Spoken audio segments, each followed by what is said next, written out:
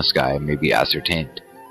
It is very doubtful, as a matter of fact, whether the laws of physics which apply to terrestrial conditions would still be valid in the case of the upper atmosphere and of the spaces adjacent to the top of the dome, but certain data can be taken into account.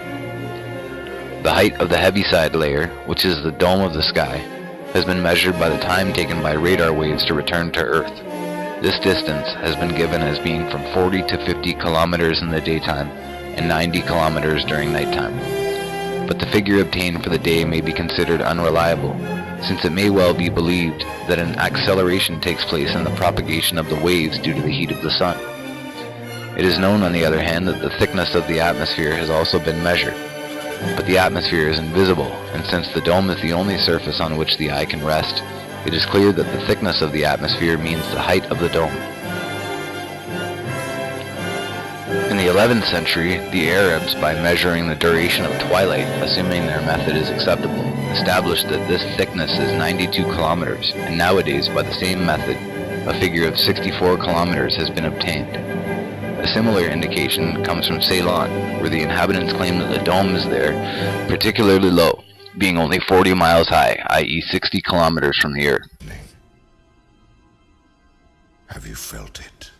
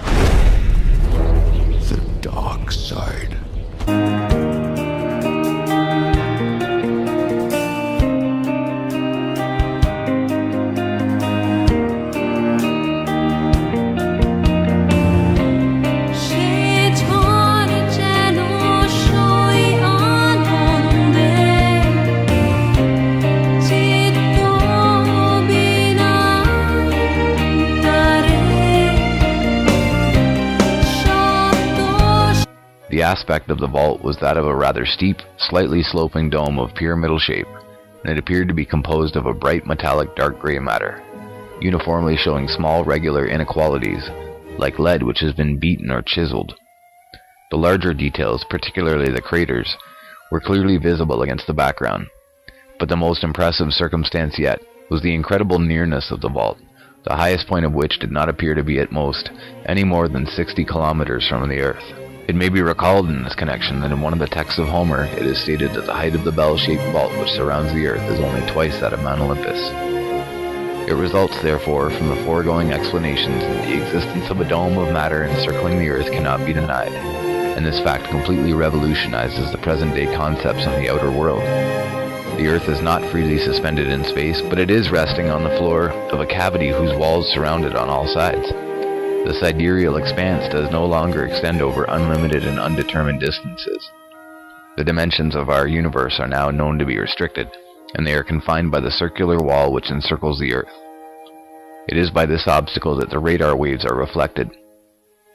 And we may also recall, in this aspect, the theory of heaviside leading to the existence of an upper, wave-resisting atmospheric layer, which is no other than the solid vault of the sky. There is absolutely no solid body between the Earth and the dome of heaven, since the constellations, like the planets, are nothing but luminous phenomena. The meteorites are obviously fragments which became detached from the vault and reached the Earth. These masses, when analyzed, prove to include a high percentage of metal, from which we can conclude that the inherent brilliance of the sky is due to the presence of metals in its composition. The fact is that the Earth at the beginning of time must necessarily have become separated from the adjoining mass, which now constitutes the vault of heaven, and therefore the parts now divided must contain the same elements. All the metals and ores of the Earth are consequently present in the surface of the sky. An association is actually made between metals and the sky, since the latter is instinctively compared to lead and copper in very hot countries where broiling temperatures intensify its metallic action and render it more perceptible.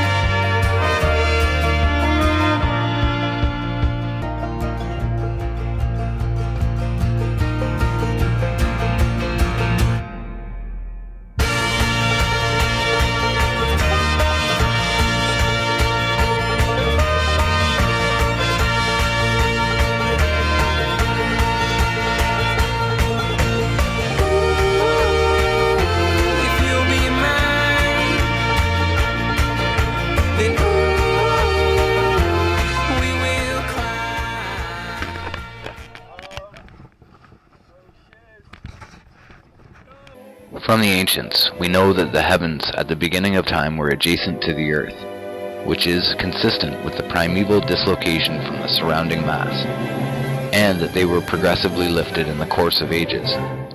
This rising of the vault could not have been very great. The mere fact that the latter can be seen through a telescope under the satellite disks of the Earth, as well as with the unaided eye, as stated previously, indicates that it cannot be very far away. It is not true either that man's eyesight can cover an infinite distance, even with the help of the most powerful instruments, keeping in mind at the same time a possible magnifying effect due to the different densities of the various atmospheric layers, so that it must be accepted that the dome of the sky is incredibly low. If it were at an enormous distance, meteorites would disintegrate and become pulverized, and rain be volatilized before reaching the Earth.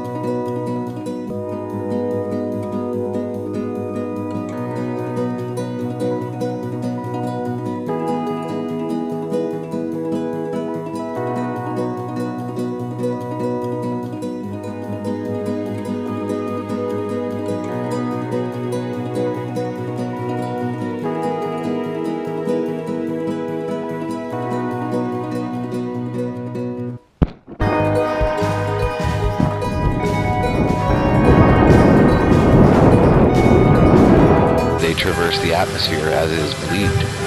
They correspond to luminous electrical currents which travel in the vault of the sky itself, where they follow irregular tracks, probably metallic veins, and it can also be seen that they adopt the convex shape of the vault. These currents contribute eventually to the accumulation at a certain spot of the quantity of electricity which is required to cause a discharge towards the Earth, then occurs in a direct line. The comets, meteors, and shooting stars are phenomena which also have their origin, like the so-called forked lightning, in the mass of the vault. The author definitely knows this to be the case. Comets are spontaneous luminous manifestations, which are created by electrical reactions occurring in the vault of the sky, and this explains their unexpected and sudden appearances, as well as their rapid and erratic movements, indifferently direct or retrograde. The passage of a comet is not accompanied by sound. That is to say that there is no electrical discharge like in the case of lightning, which causes the vault to split and detonate. It can be surmised that lightning takes place in the thickness of the vault, whereas a comet is a surface phenomenon. The orbit of comets, which may be seen to sweep across the vast expanse of the sky, is described as parabolic. This means, in fact, since the passage takes place on the surface of the dome, that the orbit follows exactly the curvature of same and acquires, therefore, a seemingly parabolic shape. The formation of comets seems to be due to the influence of the satellite disks of the Earth as they pass at certain points of the vault of the sky. Otherwise, when they occupy certain degrees of the zodiac, particularly the 29th degree of Sagittarius. In the case of Encke's comet of December 21st, 1795, the Sun was at the 29th degree of Sagittarius. In that of Brooks' comet of November 11, 1911, Mercury was passing at the same degree.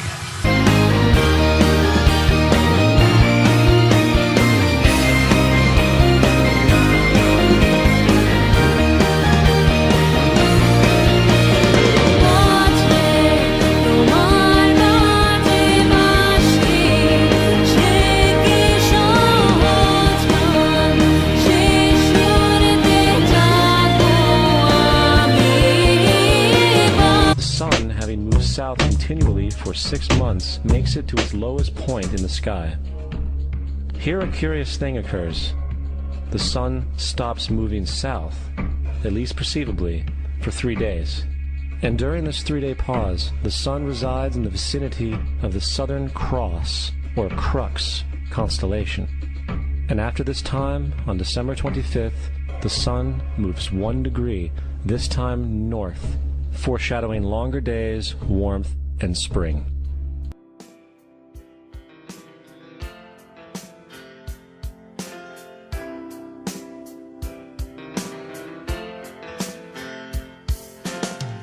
People say I'm crazy, doing what I'm doing. Well, they give me all kinds of warnings to save me from ruin.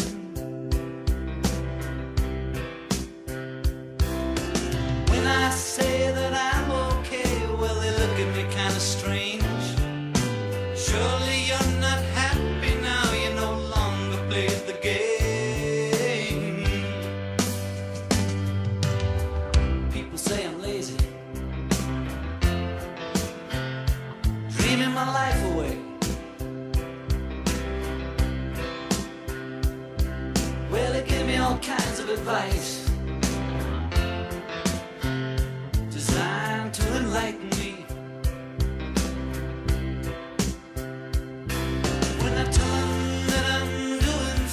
Watching shadows on the wall. Don't you miss the big time, boy, you're no longer on the ball.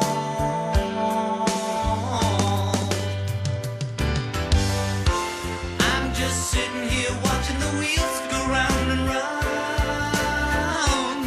I really love to watch them roll. This figure is also consistent with the impression of the author, who has seen and observed the dome of the sky during a sufficiently long period of time to enable its probable distance to be judged, as well as humanly possible.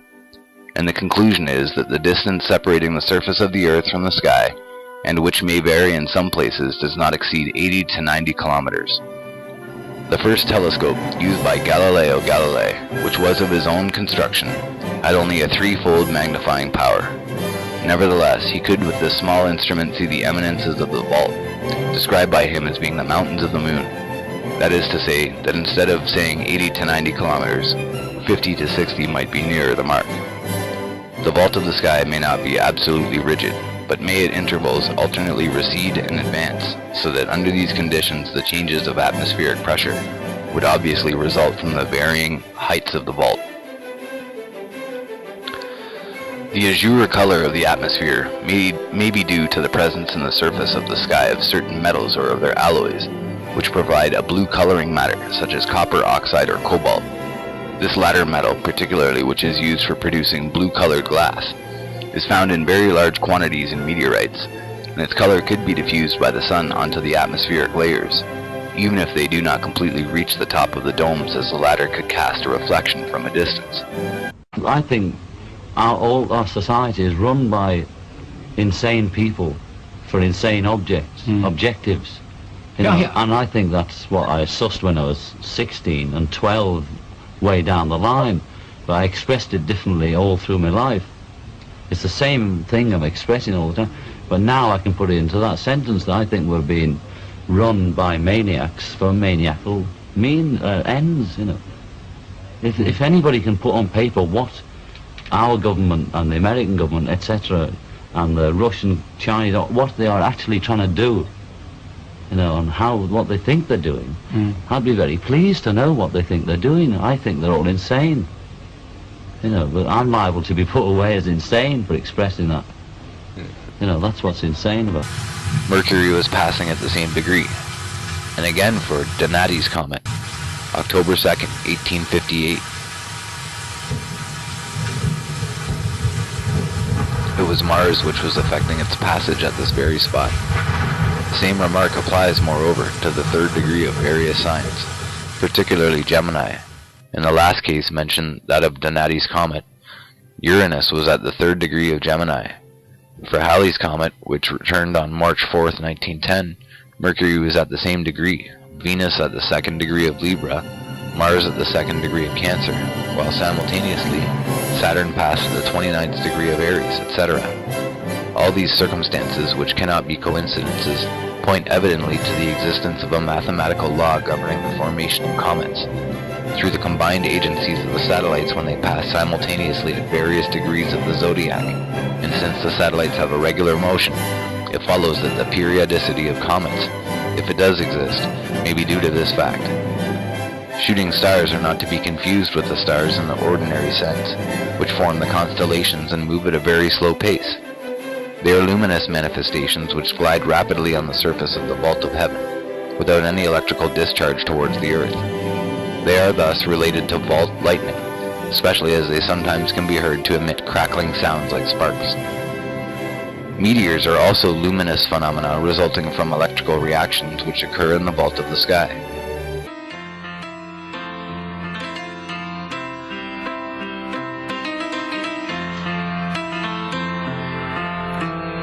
People say I'm crazy, doing what I'm doing.